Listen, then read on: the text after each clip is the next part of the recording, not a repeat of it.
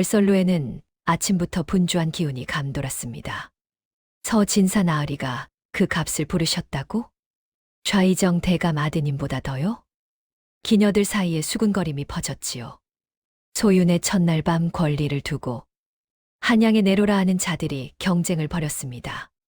그중 가장 적극적이었던 것은 좌이정의 아들이었지요. 권세 있는 집안의 자제. 원하는 것은 무엇이든 가졌던 자. 원하는 것을 갖지 못하면 부수거나 빼앗는 것에 익숙한 자. 그런 자가 서진사에게 밀렸으니 속이 뒤틀릴 만도 했습니다. 서진사 따위에게 내가 진다고 좌이정 아들이 이를 갈았습니다. 부하를 불러 귓속말을 했지요. 저 여자 어떻게든 내 손에 넣어야 해. 두고 봐라.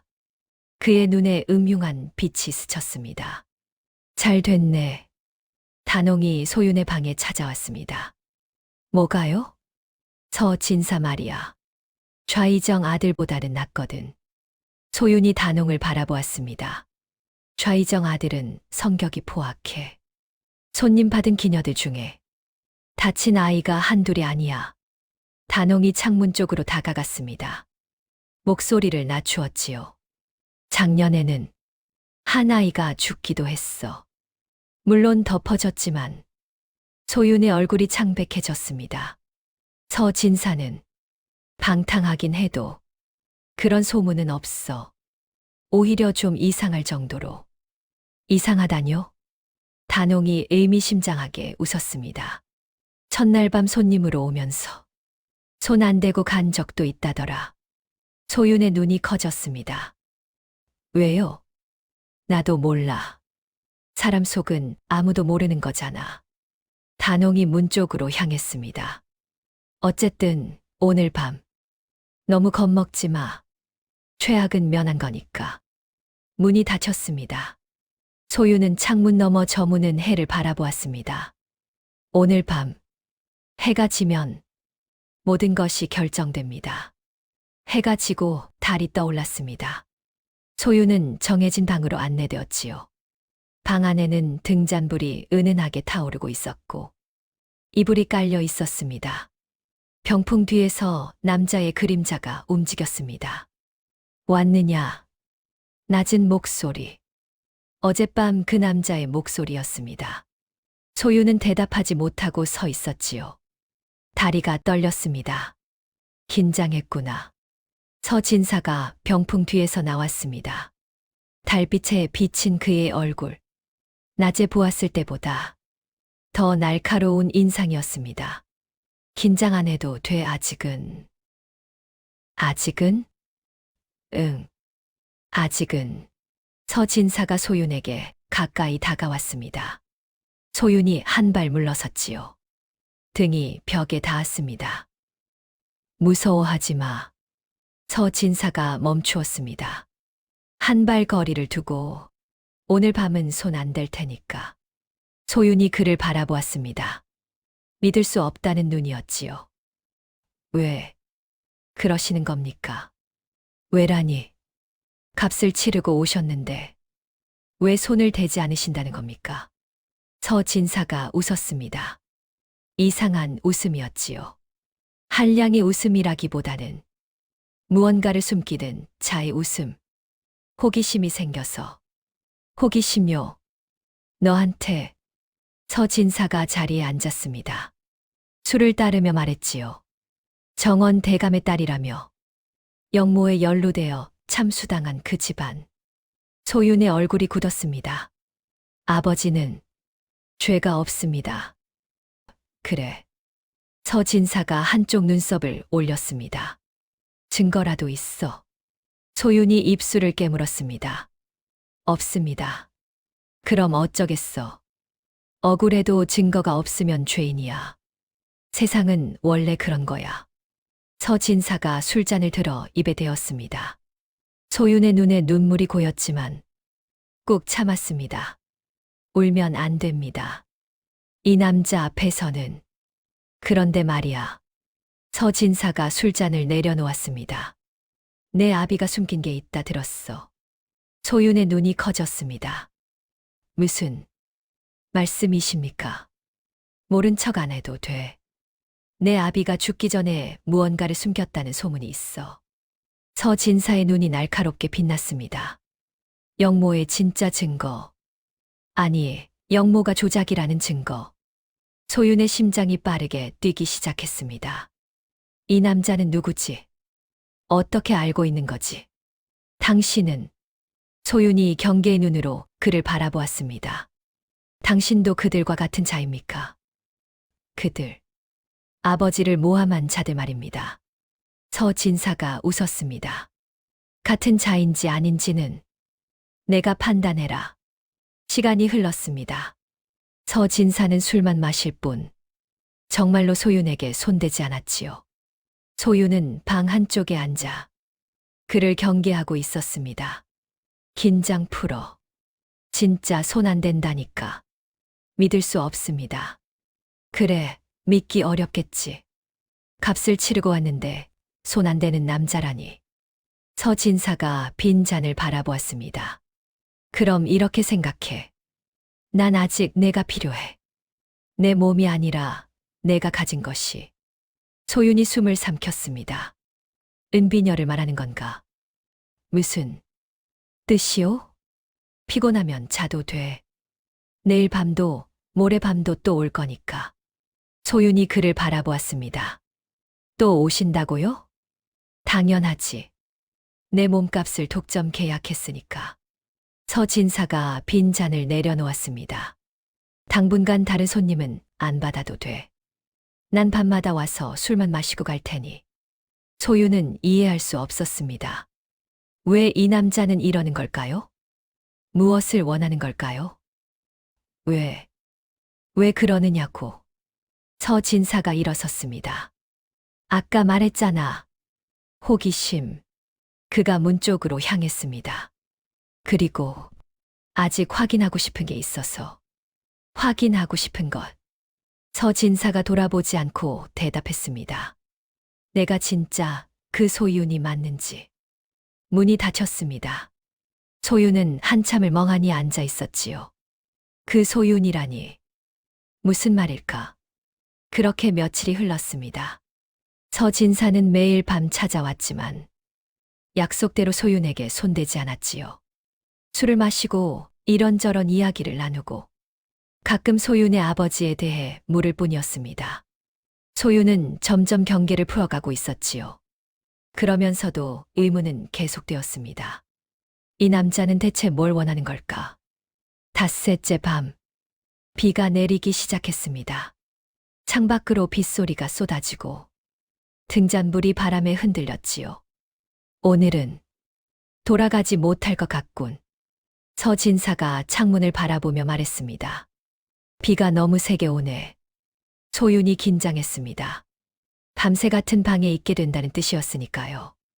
걱정 마. 손 안 된다니까. 서진사가 방 한쪽에 이불을 깔았습니다. 넌 저쪽에서 자. 난 여기서 잘게. 소윤은 반신반의했지만 할 수 있는 것이 없었습니다. 두 사람은 각자의 자리에 누웠지요. 등을 맞댄 채로 빗소리만이 방 안을 채웠습니다. 소윤은 잠이 오지 않았습니다. 등 뒤에서 느껴지는 남자의 체온. 규칙적으로 들려오는 숨소리. 이상하게도 무섭지 않았습니다. 오히려 어딘가 익숙한 느낌이었지요. 왜 이러지? 처음 만난 사람인데 얼마나 시간이 흘렀을까요? 서진사의 숨소리가 고르게 변했습니다. 잠이 든 것 같았지요. 그때 소윤아. 서진사가 잠꼬대처럼 중얼거렸습니다. 미안해. 늦어서. 소윤이 화들짝 놀라 돌아보았습니다. 소윤아? 어떻게 내 이름을? 그것도 그냥 부르는 게 아니라 마치 아주 오래전부터 불러온 것 같은 익숙하고 그리운 그 이름의 울림. 소윤의 심장이 빠르게 뛰기 시작했습니다. 이 사람, 대체 누구지? 다음 날 아침, 소윤이 눈을 떴을 때 서진사는 이미 사라진 뒤였습니다. 그런데 베개 밑에 무언가가 만져졌지요. 쪽지였습니다. 떨리는 손으로 펼쳤습니다. 아직 나를 기억하지 못하느냐. 단 한 줄. 소유는 쪽지를 몇 번이나 읽었습니다. 기억하지 못하느냐? 내가 이 사람을 알고 있다는 뜻인가? 가슴이 두근거렸습니다. 소유는 품속에서 은비녀를 꺼냈습니다. 달빛에 비치는 빛, 섬세한 연꽃 문양, 그리고 그 끝에 새겨진 두 글자. 서준, 서, 진사, 서, 준. 설마. 그날 밤 소유는 오래된 기억을 떠올렸습니다. 8살 때의 일이었지요. 아버지의 동문 어른이 아들을 데리고 왔었습니다. 소윤아, 이 아이가 서준이란다. 오늘부터 내 오라버니라고 불러라. 수줍음 많은 소년이었습니다. 소윤과 눈도 제대로 못 마주쳤지요. 귀끝이 빨개진 채로 발끝만 바라보던 소년. 그러나 연못가에서 둘만 남게 되었을 때 그 소년이 말했습니다. 나중에 꼭 너랑 혼인할 거야. 소윤이 웃었습니다. 그게 뭔 소리야. 우리 아직 어린데. 아버지가 그랬어. 우리는 정혼한 사이라고. 그래서 내가 이거 줄게. 소년이 은비녀를 내밀었습니다. 손이 떨리고 있었지요. 이거 우리 집안 대대로 내려오는 거야. 여기 내 이름 새겨져 있지.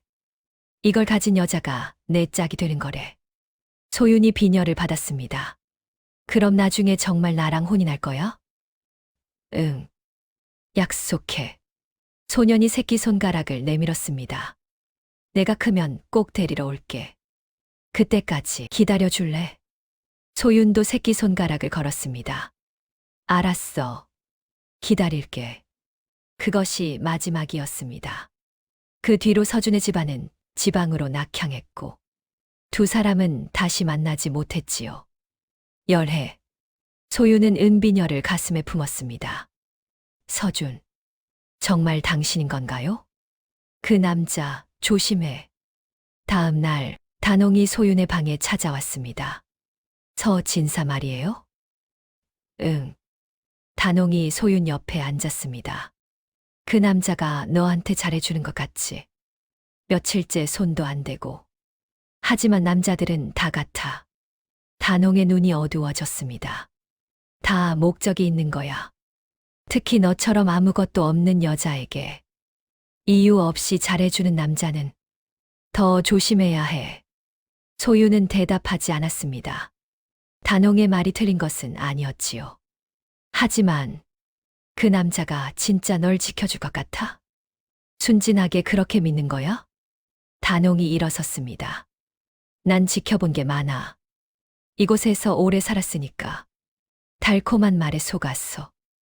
망가진 여자들을 수없이 봤어. 문 앞에서 단홍이 돌아보았습니다. 넌 망가지지 마. 내 눈에는 아직 빛이 남아 있으니까. 문이 닫혔습니다. 소유는 품속 쪽지를 만지며 생각에 잠겼지요. 서준, 당신이 맞다면 저를 지켜줄 건가요? 아니면 단홍 언니 말처럼. 그때 밖에서 급한 발소리가 들려왔습니다. 큰일 났어. 단홍의 목소리였습니다. 좌이정 대감이 직접 나섰어. 소윤을 자기 아들에게 넘기라고. 소윤의 얼굴이 창백해졌습니다. 좌이정이 직접이요. 마담이 버틸 수가 없대. 진사 계약이고 뭐고. 권력 앞에서는 다 소용없어. 단홍이 소윤의 손을 잡았습니다. 오늘 밤이야. 오늘 밤 안에 결정된대. 소윤의 머릿속이 하얘졌습니다. 좌이정. 아버지를 모함한 자. 아버지를 죽인 자. 그 자의 아들에게 끌려간다면. 그때 밖에서 또 다른 소란이 일어났습니다. 진사 나으리께서 긴급히 오셨습니다. 소윤의 눈이 커졌습니다.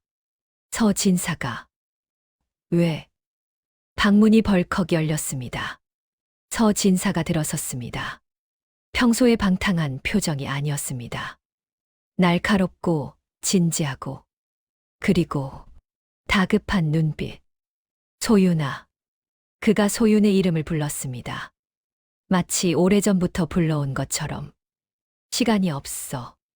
내 말 잘 들어. 그가 품에서 무언가를 꺼냈습니다. 은비녀였습니다. 소윤이 품에 숨긴 것과 똑같은 문양. 다만 그 끝에 새겨진 글자는 달랐지요. 소윤.